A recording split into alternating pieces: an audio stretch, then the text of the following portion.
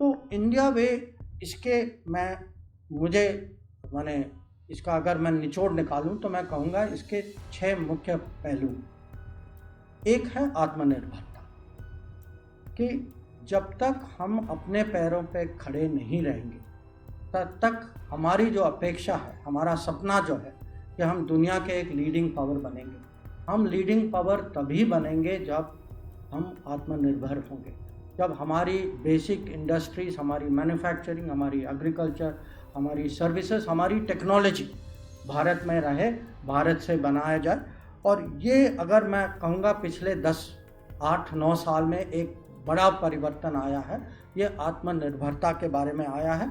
और अगर आप मुझे कहेंगे कि आप मुझे एक फार्मूला दीजिए कि भारत को लीडिंग पावर कैसे बनाए, मैं कहूँगा फार्मूला है मेक इन इंडिया।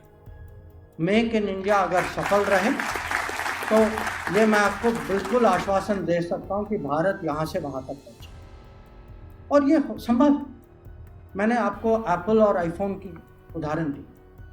अब कभी सोचें, वैक्सीन के बारे में सोचें कि पिछले 3 साल में पूरी दुनिया वैक्सीन बनाने की कोशिश कर रही थी, और कुछ देश थे जिन्होंने बनाए थे, पर हमारे स्केल में, हमारे कॉस्ट में और हमारे माने क्वालिटी में आप देखिए कि वैक्सीन कहाँ और बने।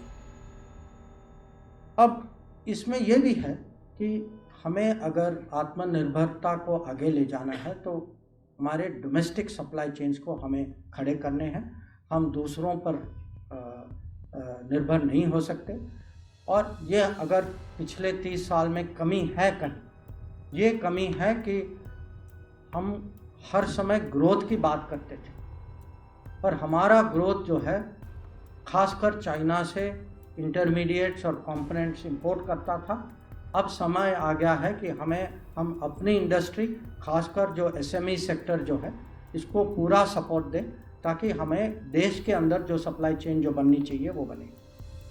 और दूसरा कि हम साथ ही साथ global supply chain, global market के साथ भी जुड़े। ये नहीं है कि हम जैसे 1970 और 1980 की हम देश के अंदर ही रहें, कि हम में वो क्षमता है, हमारी मैन्युफैक्चरिंग, हमारी जो प्रोडक्ट्स जो हैं आज दुनिया में सक्सेसफुल हो सकते। और अगर आपको इसका उदाहरण चाहिए तो आप देखिए 2 दिन पहले जो रिपब्लिक डे में जो परेड जो हुआ था, अभी तक हम देख रहे थे कि ज़्यादातर जो भी परेड में जो हथियार जो प्रदर्शन, जिनकी प्रदर्शन होती थी, इस बार आप देखिए उनमें से कितने ऐसे चीज़ें थी, ऐसे प्लेटफॉर्म्स थी जो भारत में बनी थी, और मुझे पता उनमें से कुछ तो पुणे में भी बने थे।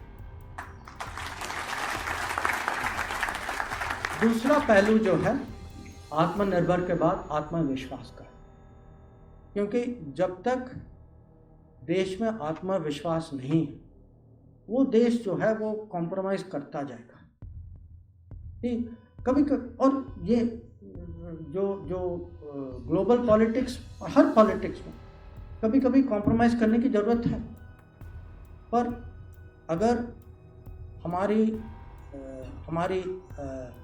अपेक्षा है, हमारी एक किस्म से एम्बिशन है कि हम दुनिया में आगे बढ़ें, तो हमें कभी कभी ऐसे समय आएंगे जब ऐसी चुनौतियाँ आएंगे जहाँ हमें उसका सामना करना पड़ेगा। और उसका उदाहरण देवेंद्र जी ने दिया। अब आपको सब जानते हैं कि यूक्रेन के बारे में हम पर कितना दबाव था, हम पे इतना दबाव था, पर प्रधानमंत्री पहले दिन से उनकी सोच बहुत ही माने स्पष्ट थी कि हमें जो भारत के हित में है वो ही करना चाहिए। और जब किसी भी विदेश मंत्री को इतनी स्पष्टता से आदेश मिलती है तो मैं आपको कह सकता हूं कि मेरा काम बहुत आसान था। और ये खाली यूक्रेन का मामला नहीं, अगर आप कभी कभी अब हर देश जो है, हमारे देश, हम सब हथियार लेते हैं दूसरों से। हम एक देश जिन्होंने सबके साथ ऑप्शन खोल रखा। हमने फ्रांस से राफेल की हवाई जहाज ली, हमने रूस से S-400 एयर डिफेंस सिस्टम लिया, अमेरिका से हेलीकॉप्टर ली। तो सबके साथ एक किस्म से जो जिसमें ज़्यादा आत्मविश्वास है वही देश जो है वो सबके साथ बड़े लेवल पे, सबसे उस स्तर पे वो पूरा जो इंटरनेशनल गेम जो खेलना होता है वो खेल सकता है। तीसरा जो है, ये आजकल समय की मांग है कि विषय अनुसार सहयोग कैसे बढ़ाए। कि अगर आप किसी भी क्षेत्र में देखें, ये नहीं है कि आपके राजनीतिक जो पार्टनर हैं वो ऑटोमेटिकली आर्थिक पार्टनर होंगे या टेक्नोलॉजी पार्टनर होंगे या एनर्जी पार्टनर होंगे, अलग अलग होते हैं। तो अलग अलग क्षेत्रों में अलग अलग साझेदारी हम कैसे बनाएं और साथ ही साथ सबको कैसे साथ ले जाएं। और क्या होता है, इसमें भी कभी कभी दबावें आती हैं। जैसे अब हम लोगों ने तय किया था कि हम ये क्वाड की एक प्लेटफॉर्म थी कि 4 देश मिलजुल के हमने तय किया था कि हम इंडो पैसिफिक में काम करेंगे, और इस पे दबाव आया दूसरे देशों से, पर हमें लगा कि ये हमारे हित में है, दुनिया के हित में। तो हम ये जो विषय अनुसार सहयोग इसको कैसे आगे बढ़ाएं और मैक्सिमम देश, क्योंकि कूटनीति की सफलता ये है कि जो देश जो है जिसकी पार्टनरशिप सबसे ज़्यादा हों और अलग अलग देशों के साथ हों और सबको साथ ले जा सकते हैं, ये एक किस्म से सक्सेस का डेफिनेशन। चौथा जो है ये राष्ट्र सुरक्षा के बारे में, और इसमें भी कभी कभी ऐसी चुनौतियां आती हैं जहां निर्णायक कदम की ज़रूरत होती।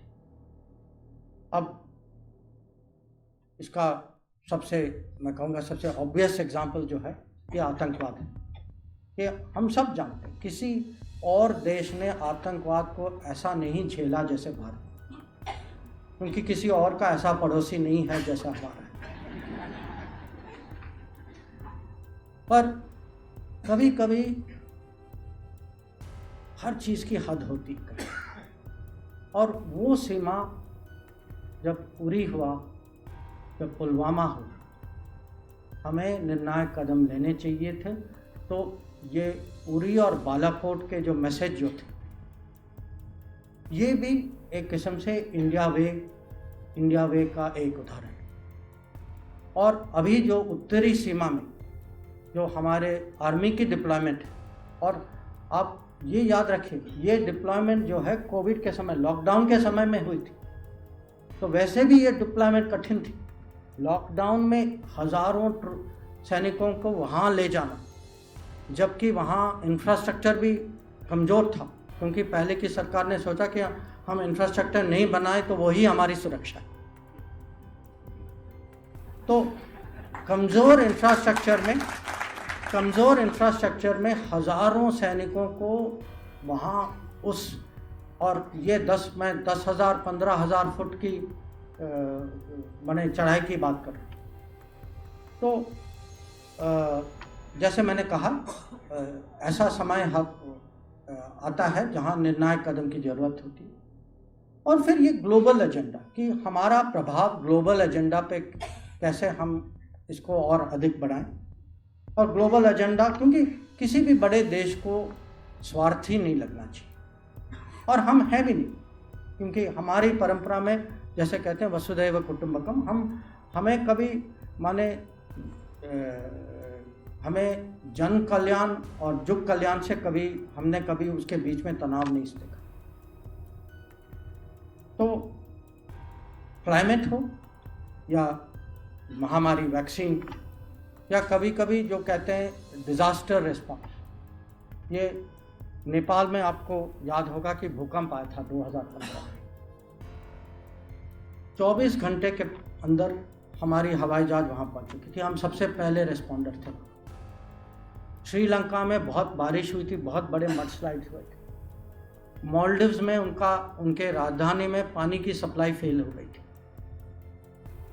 यमन में आपको कुछ याद होगा कि एक युद्ध के बीच में हमारे भी लोग फंसे थे, दूसरे लोगों के लोग भी।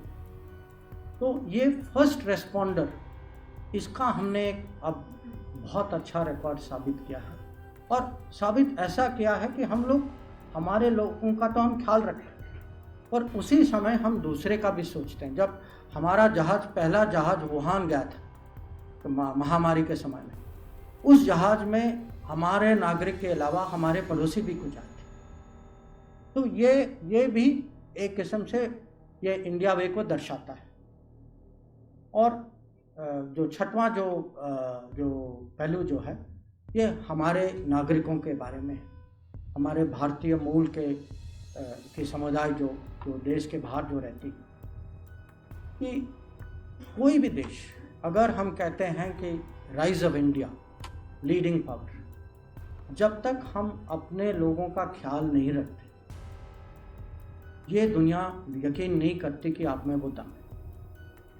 तो कोविड के समय में वंदे भारत मिशन के तहत हम जो हैं 70 लाख से ज़्यादा हमारे नागरिक को हम देश वापस ले। यूक्रेन के युद्ध के बीच में हमारे जो करीब 20,000 विद्यार्थी जो फंसे थे, उनको लड़ाई के बीच में और 2 शहरों में युद्ध विराम करवा के हम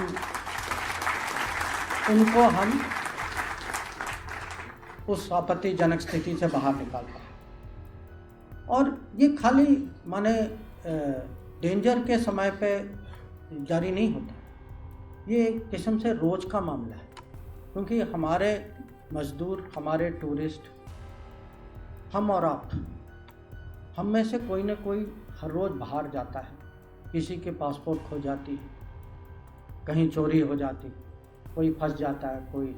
तो अभी जो है मोदी सरकार ने एक कार्यक्रम शुरू किया है, जिसमें कोई भी नागरिक बाहर फंस जाए, तुरंत हमारे राजदूतावास को एक किस्म से उनके पास रिसोर्सेज भी हैं, और उनकी सोच भी ऐसी है कि जितना जल्द से जल्द वो किसी की मदद करें। और ये मदद जो है सचमुच, एक पोर्टल का नाम भी, एक ऑनलाइन पोर्टल है मदद नाम का, कि कोई भी फंस जाए वो पोर्टल पे जाते हैं, अपनी शिकायत या अपनी जो स्थिति जो है उस पोर्टल में लिख देते हैं और तुरंत उसका जवाब आता है। और हम ये भी कोशिश कर रहे हैं कि अभी जो है, क्योंकि हमें लगता है कि हमारे करीब 10 लाख विद्यार्थी देश के बाहर पढ़ते हैं, और खाड़ी में ही करीब 70 लाख हमारे लोग काम करते हैं। तो आप संख्या देखिए।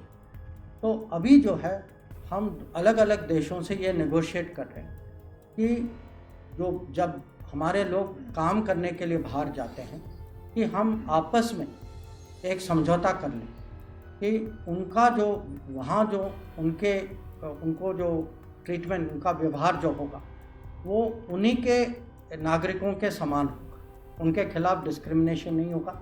जो हमारे विद्यार्थी जो जाते हैं, उनके लिए काम करने का मौका मिलेगा।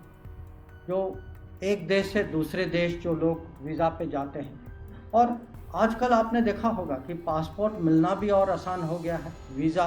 और जब दूसरे राजदूतावास जो हैं, कभी कभी वीज़ा के बारे में, और आजकल ये मुझे पता है कि ये बहुत बड़ी समस्या है, कि हम कोशिश भी करते हैं कि कहाँ वीज़ा को दिलवाने में कहाँ हम मदद कर सकें।